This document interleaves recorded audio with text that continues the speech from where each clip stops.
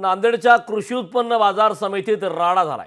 संचालक मंडळ आणि व्यापाऱ्यांमध्ये धक्काबुक्की झाली आहे। गाळे वाटपावरून कृषी उत्पन्न बाजार समितीत राडा झाल्याचा प्रकार समोर आलाय।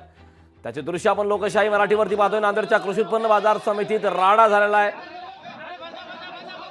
संचालक मंडळ आणि व्यापाऱ्यांमध्ये धक्काबुक्की झालेली आहे। गाळे वाटपावरून आता कृषी उत्पन्न बाजार समितीमध्ये राडा झाला आणि त्याचे दृश्य आपण लोकशाही मराठीवरती पाहतो।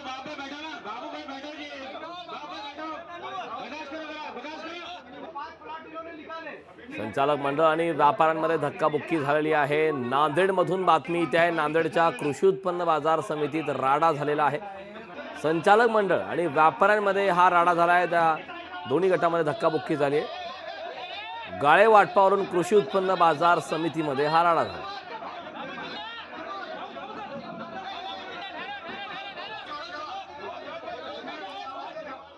या संदर्भात ताजे अपडेट देण्यासाठी आपले प्रतिनिधी कमलाकर बिरादार आपल्यासोबत जोडलेले आहेत।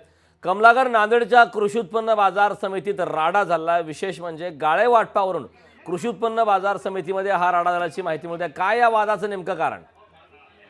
बरोबर आहे करण, नांदेड जिल्ह्यामध्ये हिमायतनगर म्हणून तालुका आहे, त्या ठिकाणी कृषी उत्पन्न बाजार समिती चे संचालक मंडळ आहे आणि आज त्या ठिकाणी जे आहे ते कृषी उत्पन्न बाजार समितीचे 77 गाळे आहेत, ज्याचा आज लिलाव होणार होता आणि त्या लिलावाच्या दरम्यान व्यापारी आणि संचालक मंडळ जे आहे कृषी उत्पन्न बाजार समितीचे यांच्यामध्ये वाद झालेला आहे।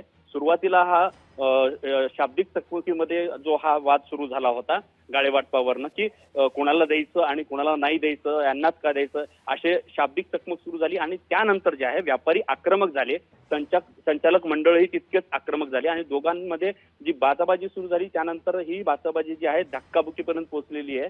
आणि विशेष जर बघितलं तर ही जी कृषी उत्पन्न बाजार समिती आहे या बाजार समितीवरती काँग्रेसचे आमदार जवळगावकर जे आहेत यांची एक हाती सत्ता या ठिकाणी आहे। आजपर्यंत अशी वाद कुठं घडलेले नव्हते, मात्र आता जर बघितलं तर हे वाद वारंवार होताना आपल्याला पाहायला मिळत आहेत आणि केवळ एक गाळे वाटपावरून आणि त्याचे जे दर आकारले जात होते यावरनं हा मोठा वाद झाल्याची चर्चा आता समोर येते। करण, नक्कीच कमलाकर, खूप खूप धन्यवाद या सविस्तर अशा माहितीबद्दल।